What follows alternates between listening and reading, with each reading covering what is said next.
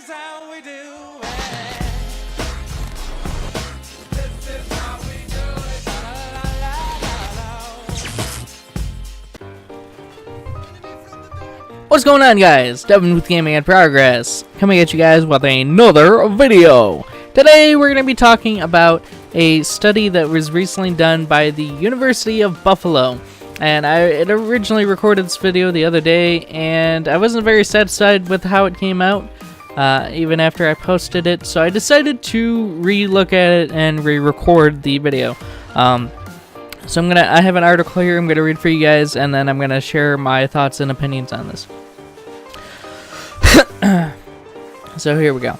Rapidly advancing technology has created ever more realistic video games. I just want to stop here and say it really depends on what video games you're referring to, because yeah, there are some pretty realistic video games out there.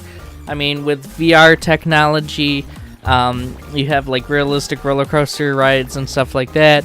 The Division created a very realistic version of New York, more realistic than any other video game had made of New York before. GTA is fairly realistic in how you can kill people, not so much physics-wise or consequences of killing people, but I mean, it varies. So, I mean, there is some realism in video games, but I don't think it's as much as people are saying, really. But anyway, moving on. Images are sharp, settings have depth and detail, and audio is crisp and authentic. And yeah, that is something I will agree with. Visuals in gaming have come a long way. Even in the last 20 years since I've been gaming, looking at like some of the first games I've played to stuff now, the difference is definitely staggering, both audio-wise and visual-wise. At a glance, it appears real. So real that researchers have consistently found that gamers feel guilty committing unjustified acts of violence within the game. Again, really, it depends on the game and the gamer, really. Like, I have no issue running over and killing massive amounts of people in GTA 5, but that's because it's a game, and I know it's a game, and I have no problem with it. Granted, where there are games where there are, like, a morale system, take Mass Effect, for example, where you have, like the good and bad karma system. Paragon and Renegade is what they refer to it, now that I remember.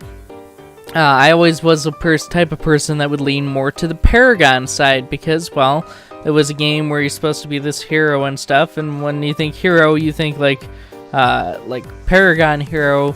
But I mean, there are also people out there who would want to play like the Renegade hero, like the badass, who doesn't take shit from nobody, doesn't care about the rules and shit like that. But anyway, moving on.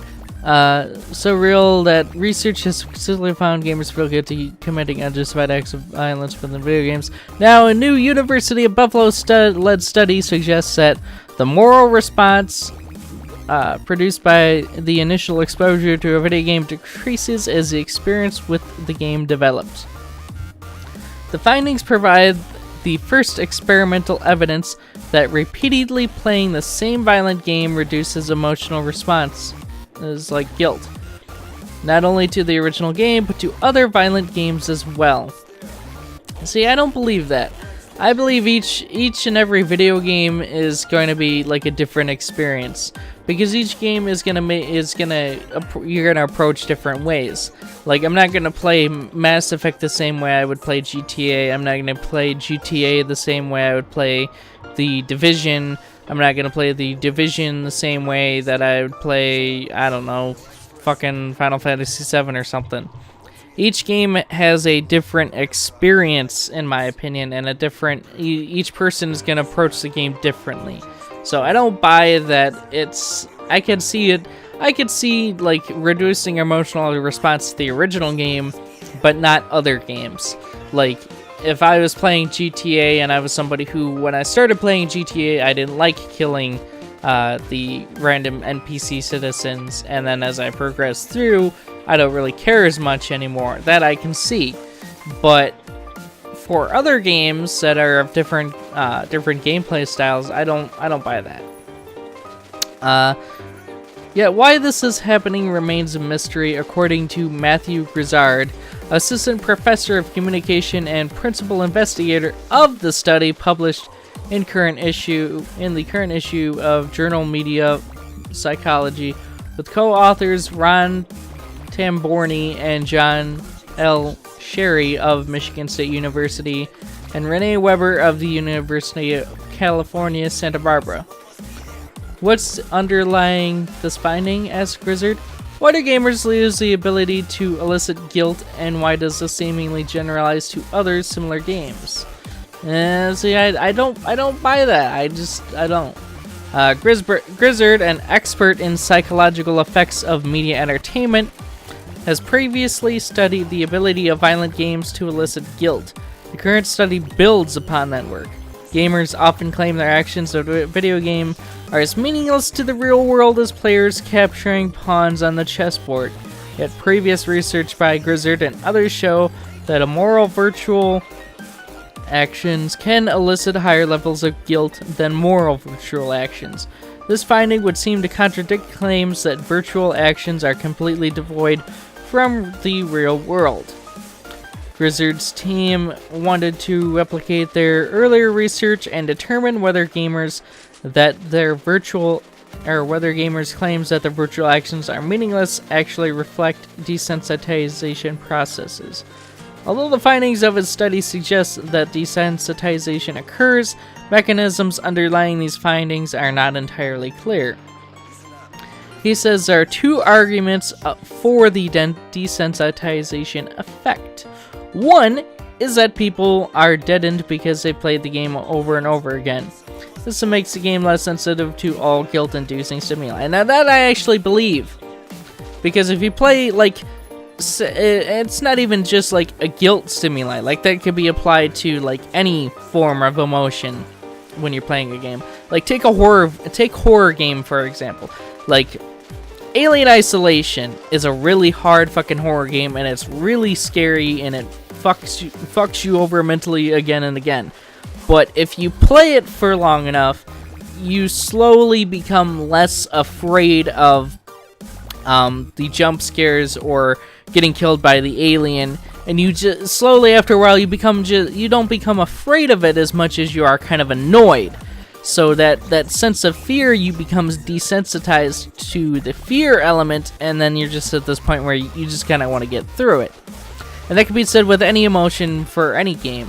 Whether it's like you don't really care about mowing down cops and citizens in GTA because they're in your way or whatever. I do agree with that. The second argument is a matter of tunnel. Oh wait, hang on. This makes gamers less sensitive. Okay, so let me reread this.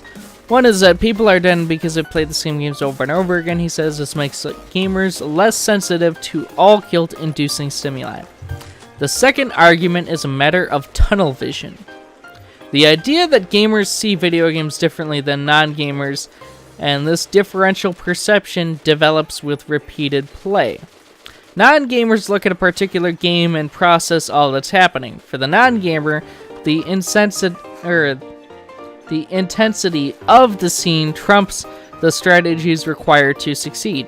But gamers ignore much of the visual information in the scene, as this information can be meaningless to their success in a game, according to Grizzard. Now that I agree with as well.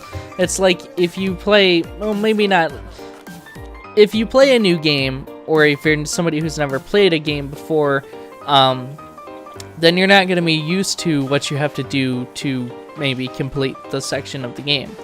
Like, a lot of people who play Call of Duty for the first time, or maybe this is like their first online game, you're not used to all the profanity, all the little kids talking about how they fucked your mom, and how you have to run around and kill people to basically win the game, and you have to move super fast, you have to be super aware of everything around you and shit like that, and people aren't used to that if they haven't played video games before. People aren't used to having to mow people down in GTA 5 or Modern Warfare 2 or whatever to complete the objective of the game, or whatever you have to do. Like, there's so many different ways to complete levels of certain games, but for people who haven't played video games before, doing those things might seem odd or off-putting because they're not used to it, and they feel that it's more real.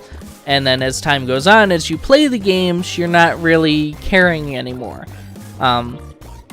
So yeah, I can agree with even the second argument.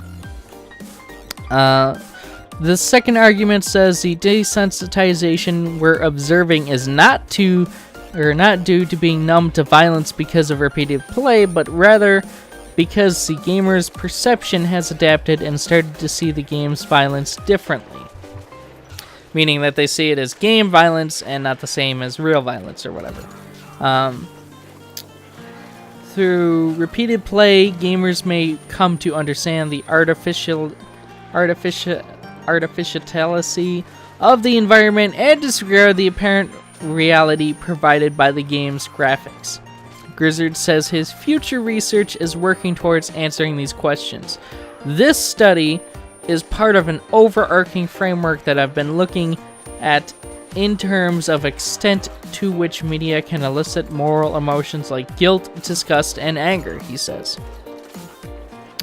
And that's the end of the article. It ends there. And you know, games can elicit a lot of different emotions, but it's really like any other medium, in my opinion, whether it's movies, television, music, or even just like out and about stimuli in the real world. If you get too much stimuli for one emotion, then that emotion, you're going to become desensitized to that emotion, and you're not going to feel it as much from that set of stimuli. So like if I play like really violent video games, then I'm not going to be as sensitive to video game violence in video games, but that doesn't necessarily mean that if I go outside and saw somebody get shot or murdered or whatever, that I would be desensitized to that violence, because that's real world violence and that's different than the video game violence. And that can be said about any emotional stimuli, because there are various there's stimuli. Games will stimulate you and your emotions in different ways, as we've seen with all these various types of games that exist. I mean, you have horror games that make you jump and make you scared. You have strategy games that make you think and plan all these different tactics and stuff. You have stuff like Life is Strange, where it makes you very feels. You have your shoot 'em up games and stuff like that, and they all have these different emotions. But over time, if you do too much of one, I do believe that you can become desensitized to it. But really, that's just my opinion. I'm really curious to know what you guys have to think about this whole situation. So please let me know in the comments section below what you guys think. Do you guys think this study is a little bullshit? Do you guys think that there's actual legitimacy to it? Or what? Please let me know. I love hearing from you guys and love reading your guys' comments. That being said, if you guys have enjoyed this video, please be sure to give it a thumbs up button. Yes, that's right, folks. Go to the store, go buy a thumbs up button, bring it back, and give it to this video. Or you can just mail it to the video. I don't know. Anyway, and if you guys happen to be new here, don't forget to subscribe as well. This has been Devin with Gaming in Progress, and I will see you guys in the next video.